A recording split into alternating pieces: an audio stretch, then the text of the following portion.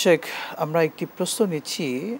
জনাব রামপুরা থেকে এক ভাই প্রশ্ন রেখেছেন, মুহররম মাস যেহেতু সম্মানিত এবং এই মাসে যেহেতু হজরত হোসেন রাদিয়াল্লাহু তাআলা আনহু শহীদ হয়েছেন, তাই এই মাসে বিয়ে করা যাবে না, বিয়ে করা কুলক্ষণে, এমনটা অনেক জায়গায় চিন্তা করা হয়ে থাকে।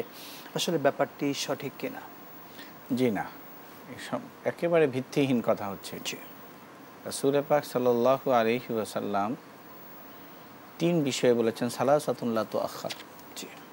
তিনটা বিষয়ে দেরি করা উচিত নয়।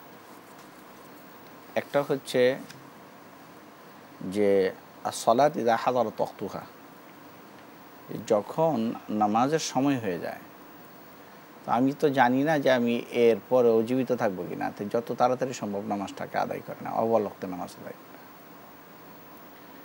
আর যখন আমাদের মা বোনদের কারো বিয়ের তারিখ নির্ধারণ হয়ে যায়, বিয়েতে পছন্দ হয়ে যায়, তখন আর বেশি দেরি না করা।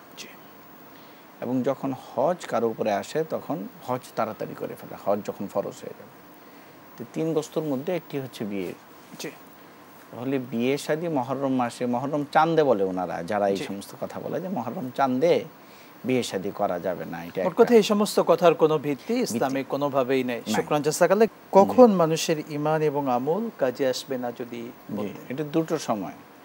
একটা সময় হচ্ছে যে মানুষের মৃত্যু যখন উপস্থিত হয়ে যায়, সাকারাত যখন শুরু হয়ে যায়, এবং সে যখন মৃত্যুর ফেরেশতাকে দেখে ফেলে।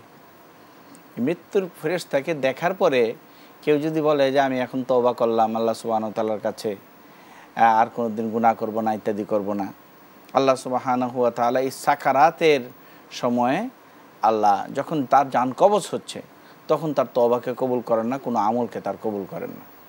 যত বড় আপনার কোরআনে কারীমের আয়াত তেলাওয়াত করা হোক না কেন, এবং যত ঈমানের কথা বলা হোক না কেন, এর আগে তওবা করতে হবে, সাকারাতের আগে। দ্বিতীয়টা হচ্ছে যে কিয়ামতের আগে মানুষ এত খারাপ হয়ে যাবে যে আল্লাহ সুবহানাহু ওয়া তাআলা তখন প্রাকৃতিক বিপর্যয় ঘটাবেন। প্রাকৃতিক বিপর্যয়টা হচ্ছে যে পশ্চিম দিক থেকে সূর্য উঠবে। যখন পশ্চিম দিক থেকে সূর্য উঠবে, তো তখন আর কোনো আপনার আমল কবুল হবে না। এবং স্টিফেন হকিংসের যে বই আছে আপনার সময়ের সংক্ষিপ্ত ইতিহাস, এখানে উনি এটা গাণিতিক আকারে প্রমাণ করেছেন, এটা যে পৃথিবী যেভাবে সূর্য থেকে দূরে সরতেছে সামান্য সামান্য করে, তো একটা সময় এই গ্যালাক্সি, এই প্রথম আসমানের মধ্যে অসংখ্য সৌরজগৎ আছে, গ্যালাক্সি আছে, তো এক সময় পৃথিবীটা আসলে এই সূর্যের যে আকর্ষণ, এর থেকে বাইরে চলে আসবে। তখন এই সূর্যের মতো আরেকটা আপনার নক্ষত্র আছে, যেটা পৃথিবীটাকে টেনে তার দিকে নিয়ে যাবে। তখন নিয়ে যাওয়ার পরে ওইটা আপনার পশ্চিম দিকে উঠবে এবং পূর্ব দিকে অস্ত যাবে। এটা গাণিতিক আকারে এখন প্রমাণিত বিষয়। তো এই সময় যখন হবে, তখন মুমিনের কোনো আমল আল্লাহ সুবহানাহু ওয়া তাআলা, মুমিনই থাকবে না, তখন আমল কবুল করবেন না।